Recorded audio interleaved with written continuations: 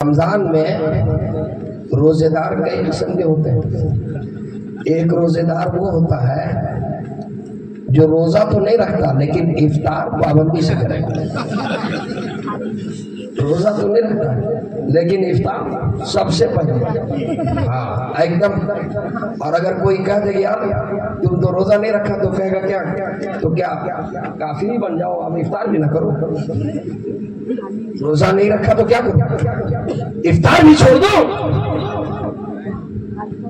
اور کچھ وہ ہے جو افطار میں بھی اور سحری میں بھی پہلے اٹھ جائے گا، روزہ نہیں رکھے گا لیکن سحری پہلے اٹھ جائے گا۔ عجیب عجیب بات ہے، عجیب عجیب مسئلہ ہے۔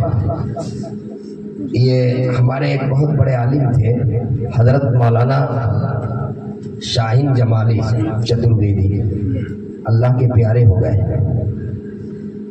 وہ ایک واقعہ سنایا کرتے تھے کہ گاؤں میں ایک جماعت آ گئی، تبلیغی جماعت۔ تو انہوں نے گشت سے پہلے مشورہ کیا اور مشورے میں طے ہوا کہ 2 جماعت بنائی جائے، پورے گاؤں میں کوئی آدمی ایسا نہ ہو جسے دعوت نہ دی جائے۔ لوگوں نے کہا کہ ٹھیک ہے، کہا ایک جماعت مسجد کے اوپر سے اور ایک جماعت مسجد کے نیچے سے۔ وہاں جو امیر صاحب تھے انہوں نے کہا کہ حضرت بالکل 2 جماعت بنائیے اور ہر گھر تک دعوت پہنچائیے، لیکن اس گاؤں میں ایک آدمی ہے جس کا نام ہے گھسیٹا۔ کیا نام ہے؟ گھسیٹا۔ کہا کہ حضرت گھسیٹا کے پاس کوئی نہیں جائے گا۔ کہا کیوں؟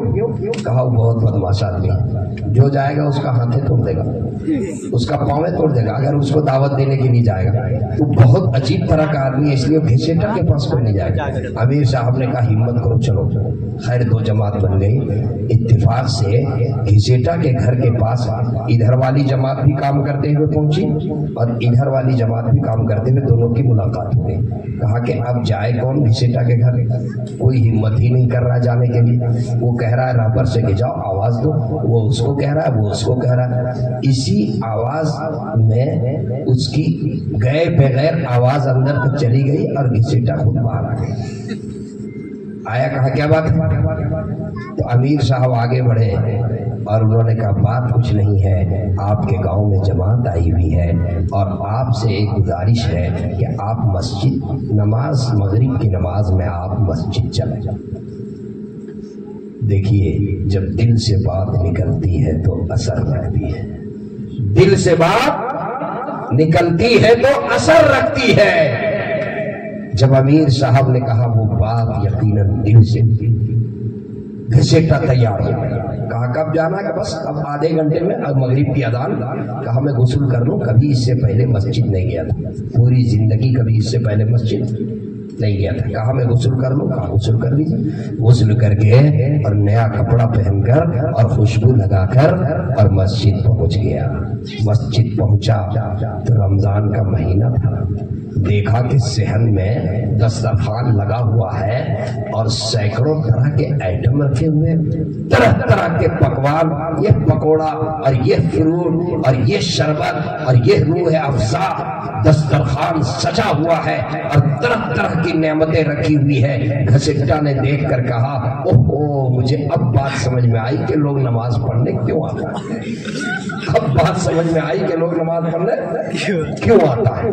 بیٹھ گیا دسترخوان پہ جا کے، اسے کیا معلوم کہ روزہ کیا ہے اور افطار کا وقت کیا ہوتا ہے۔ گیا اور وہ سوچا کہ بس شروع کرو۔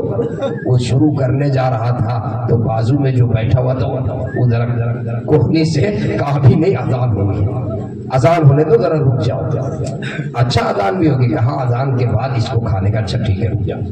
اذان ہوئی، افطار کیا، افطار کے بعد نماز کے لیے کھڑا ہوا تو مغرب کی نماز میں کئی رکعت؟ 3 رکعت۔ 3 رکعت پڑھنے میں کتنا ٹائم لگتا ہے؟ 2 4 5 منٹ۔ 5 منٹ میں نماز ہو گئی۔ گھسیٹا نے کہا بھائی سودا سستا ہے، یہ 5 منٹ کی نماز اور 50 طرح کا آئٹم.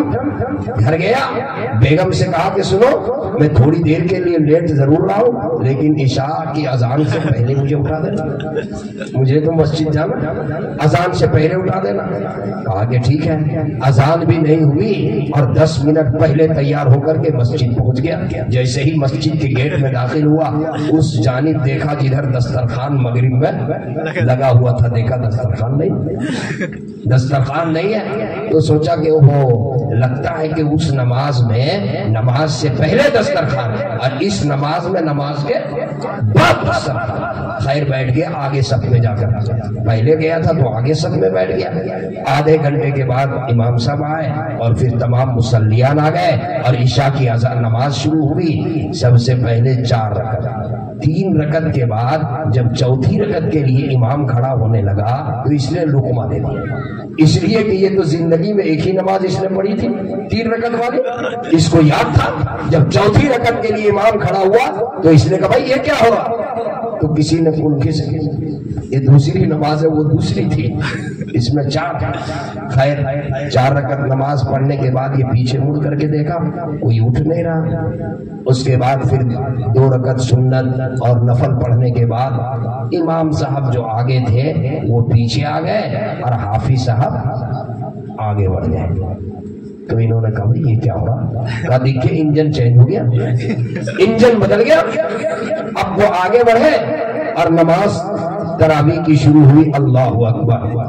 اور کبھی کبھی ایسا ہوتا ہے پہلا دن حافظ صاحب پہلی ہی رکعت میں 1 پارہ کھینچ دیتے, پہلی ہی رکعت میں حافظ صاحب نے پورا 1 پارہ کھینچ لیا.